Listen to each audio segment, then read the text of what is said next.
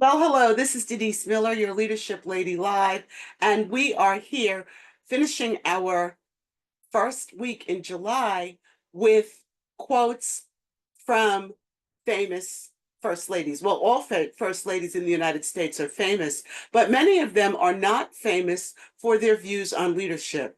We're going to be discussing three of them. One of them who was very famous, the other who was quasi-famous, and the one who wasn't famous at all for leadership, but who had the most profound quote to my way of thinking, and that was First Lady Laura Bush.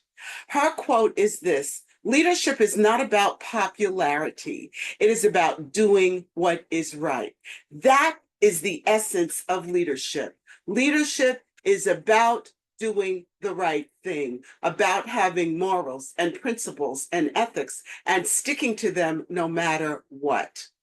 I feel that Laura Bush, although she was not really thought of as a leader, absolutely had a leader's mindset. The second quote is from the late First Lady Rosalind Carter. And she says this: a leader takes people where they want to go.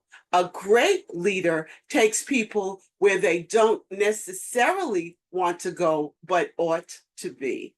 Now, I think that is an amazing quote because of the fact that very often we have people who we know have potential in our midst, people we lead who we know have much greater potential than they even give themselves credit for. And as a leader, we get them to go to those places that they really don't have the self-confidence to attempt to go to themselves. So they may not necessarily want to go because they're afraid, because they feel that they'll be ridiculed or shamed, but we know that they are capable, so we take them there. And then the third quote is from the most famous first lady of them all, and that was the great Eleanor Roosevelt. And she said this: to handle yourself, use your head. To handle others, use your heart.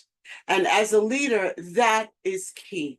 When we are dealing with ourselves, we need to be critical. We need to make sure that we're looking at all of the facts and that we're doing things appropriately.